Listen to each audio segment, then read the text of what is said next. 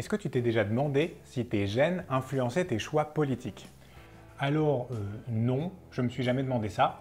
Et en fait, je suis désolé, hein, je te coupe, mais on n'a pas toujours besoin de se demander des trucs bidons comme ça. Je trouve que tes questions sont de plus en plus tordues. On n'a jamais vu un bébé naître en disant Make America Great Again. Les convictions politiques, ça s'acquiert avec le temps, ça peut pas être inné. Point. Merci. Mais non, mais t'as pas des gènes de droite et des gènes de gauche, bien sûr. Et ta raison ne naît pas avec une opinion sur l'interdiction du bisphénol. Mais quelque chose de génétique, ça veut pas dire que ça s'exprime forcément à la naissance. Par exemple, la densité de ta barbe ou des cheveux que t'as sur la tête. Non mais on n'avait dit pas les cheveux. Pardon.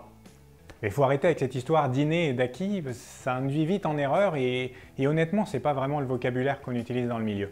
Ici, la question, ce serait plutôt, est-ce que le conservatisme ou le progressisme, disons, c'est quelque chose d'uniquement culturel ou bien est-ce que ça dépend des goûts de chacun? Je sais pas, moi, j'ai l'impression que quand t'es jeune, tu votes un peu comme papa et maman, et puis plus tard, tu te forges ta propre opinion. Peut-être même que suivant ce qui t'est arrivé dans la vie, ton opinion va se barrer plutôt dans un sens ou dans l'autre. Mais je vois pas trop pourquoi ce serait génétique en fait. Vois ça comme le coin resto dans un centre commercial. Quels sont les restaurants vers lesquels tu vas te diriger plus facilement? Et après, dans le restaurant, quel plat tu vas choisir parmi ceux qu'on te propose? Quand tu es jeune, tu vas un peu dans les mêmes restos que tes parents. Et en grandissant, tu fais tes propres expériences et tu te rends compte qu'en fait, tu adores la sauce barbecue. Et puis tu vas essayer d'autres restaurants qui proposent des plats à base de sauce barbecue. Ça te semble impossible dans ce cas-là que ton choix de restaurant et ton choix de plat soient influencés par tes goûts? Par tes gènes? Non, ouais, pourquoi pas. Bon remplace les restos par des partis politiques et les menus par les différents points de leur programme. Oui ça va, j'avais compris. Je sais pas pourquoi tu m'énerves un petit peu aujourd'hui. Allez hop, prends ton plateau, on part à la cafette.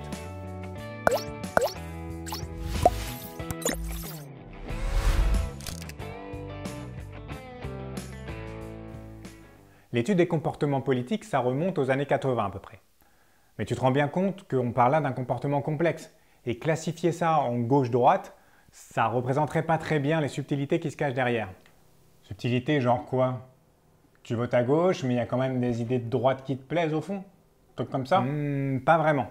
C'est plus que gauche et droite, ce sont pas des comportements, ce sont des constructions sociales, alors que l'individualisme, l'égalitarisme ou l'autoritarisme, ça, c'est des traits de caractère. Ah ouais, ok. Mais peut-être que la gauche, ça regroupe le collectif et l'égalité, et la droite, plutôt le mérite et l'autorité. Enfin, je dis ça. Peut-être, mais peut-être pas. C'est toujours sujet à interprétation et à discussion. Alors on va plutôt décomposer tout ça avec la méta-analyse de Peter Hatemi qui date de 2014. T'as vu, là j'ai pris un truc récent. Ouais, tu sais qu'on est en 2020. Oh merde, t'as raison. Parfois tu me fais rire, je te jure. Comment? Non, rien, Anquille. Bon, c'est un truc énorme. Il y a 12 000 paires de jumeaux. Donc ça fait quand même 24 000 bons hommes.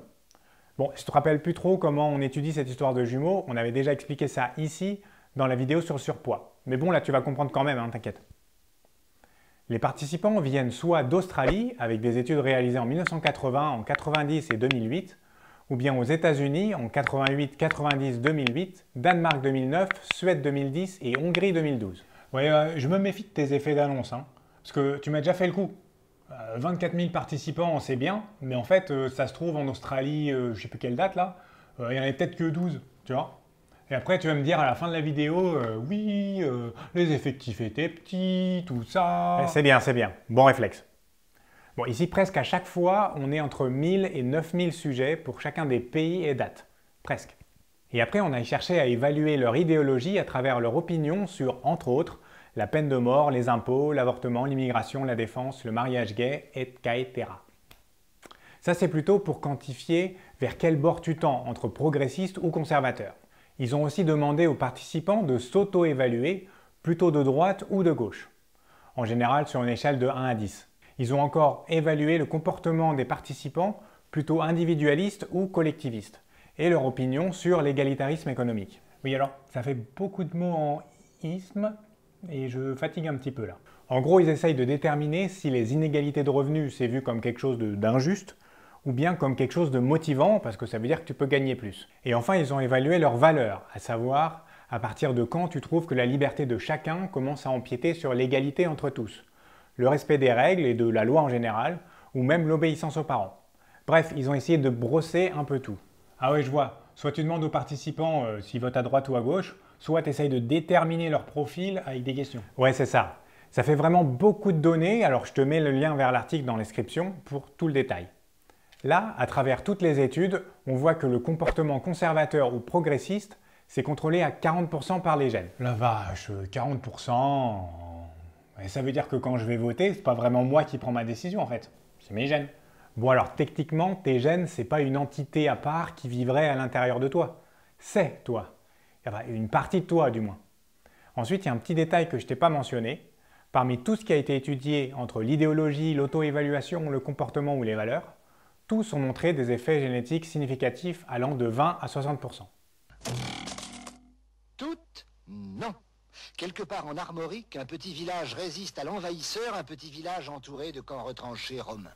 Tous, sauf l'auto-évaluation des participants de droite ou de gauche. Alors attends, parce que là il me faut 2 secondes. Quand on détermine le profil des gens avec des questions, on voit que c'est 40% génétique, mais quand on leur demande, là c'est plus génétique. Ouais, c'est à peu près ça. Ouais, c'est pas hyper logique ton truc. Tu es en train de me dire que génétiquement tu penches à droite, par exemple, mais bon, culturellement tu votes à gauche quand même parce que dans ta famille, ton milieu, on fait un peu comme ça. Ah mais c'est les électeurs de Macron ça, non? Non, attends. T'as pas des gènes de gauche ou de droite.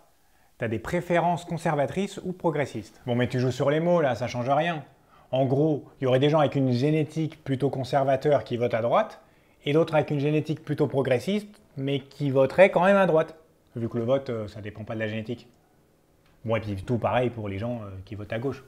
Et ça t'étonne? Bah ouais, moi j'aurais vu la droite plutôt conservatrice et la gauche plutôt progressiste. Merde. Il y a une gauche progressiste et une gauche conservatrice, c'est ça? Bon, je ne suis pas super calé en sciences politiques, donc je vais rester prudent. Mais il me semble qu'il y a plusieurs courants au sein de la gauche ou de la droite. Même en partant dans les partis extrêmes, donc extrême gauche ou extrême droite, il y a des points du programme qui vont se ressembler, mais peut-être pour des raisons différentes. C'est pour ça qu'on s'intéresse au comportement plus qu'à leur manifestation dans un vote. Ça, comme tu l'as dit au début, c'est finalement assez personnel, voire culturel. Si on revient à nos comportements, donc, on a seulement 18% des différences entre conservateurs et progressistes qui sont expliquées par ton environnement familial. Comme tu disais au début aussi, ce sont tes expériences de vie qui jouent le plus avec 42% d'effets. Ah, moi j'aurais dit que la famille ça jouait plus quand même. C'est marrant, tu vois, j'ai pas l'impression que les enfants de Bill Gates, par exemple, ont voté Mélenchon. Ah non, pardon, on a dit le vote, c'est pas génétique. Ouais, mais quand même, tu vas pas me dire que les bourgeois, ils sont pas un petit peu influencés par leur éducation? Ouais, il y a malheureusement un effet de caste, ou disons de catégorie socio-professionnelle. Et même quand les enfants partent faire leur vie en dehors de la famille, le fait qu'ils soient issus de milieux difficiles ou de milieux aisés, ça va jouer sur les événements auxquels ils vont être confrontés dans leur vie. Bon, mais partons pas dans des exemples extrêmes de familles particulièrement riches ou en difficulté.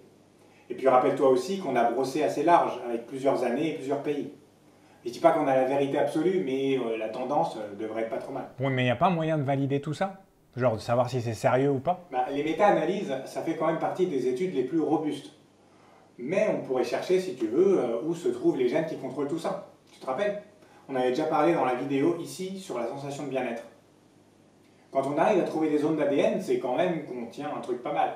Tu me fais un peu flipper là. Ils ont trouvé des zones d'ADN qui contrôlent comment tu votes? Non. On a dit que le vote droite-gauche, c'était pas génétique. Bah oui. Ça contrôlerait ta tendance au conservatisme ou au progressisme.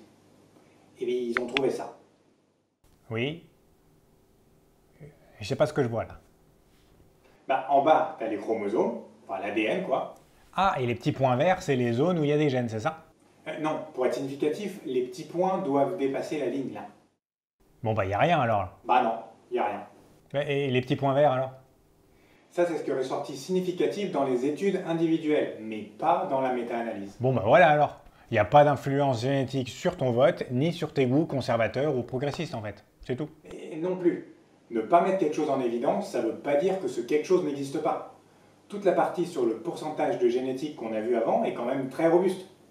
Pour les caractères complexes, très complexes, on s'attend à ce que ce soit des centaines, voire des milliers de gènes qui agissent ensemble. Et ça rend les choses extrêmement difficiles, voire impossibles pour de la recherche de gènes. D'ailleurs, on ne fait plus beaucoup de recherche de gènes pour des caractères aussi complexes. Alors qu'est-ce qui te prouve que c'est pas juste tout bidon tes histoires de jumeaux et tout? Ce qu'on fait maintenant, C'est un peu comme de la détection de visage sur une image. On n'étudie pas chaque pixel un par un pour savoir s'il appartient plutôt au nez ou à l'oreille. On va détecter des patterns, des schémas de groupes de pixels qui agissent ensemble pour former le nez ou former l'oreille. Mais ce que fait chaque pixel indépendamment, on s'en fiche un peu. Et là c'est pareil, on cherche comment les gènes interagissent les uns avec les autres. Comment ensemble ils expriment au moins la partie génétique de ton comportement, et pas vraiment où ils se trouvent. Ce sont des concepts assez poussés qu'on va mettre de côté pour l'instant si tu veux bien. Mais retiens que la recherche de gènes c'est compliqué, mais qu'il y a quand même beaucoup de choses intéressantes qui se font dans le domaine. Du coup, tu leur pardonnes d'avoir rien trouvé parce que c'est dur la vie de chercheur en génétique, c'est ça? Non, mais les traits comportementaux sont extrêmement complexes. Ce que je veux te montrer, c'est qu'on arrive bien à avoir un effet génétique d'environ 40%, mais que la machinerie génétique qui est derrière tout ça est sûrement tellement complexe qu'on n'arrive pas vraiment à savoir d'où ça vient dans ton génome. Après, ton comportement final est aussi vachement influencé par tes expériences de vie, pareil à hauteur d'environ 40%, et aussi un peu dû à ton éducation. Si je te le dis autrement, ça veut dire que tu vas probablement avoir un comportement qui ressemble à celui de tes parents. Un peu parce qu'ils t'ont éduqué d'une certaine manière, mais surtout parce que tu partages beaucoup de leur génétique. Enfin, on parle de comportement et pas de vote. Il y a des courants conservateurs et progressistes à gauche comme à droite, et ton vote n'est pas influencé par tes gènes. Ça relève de la décision de chacun.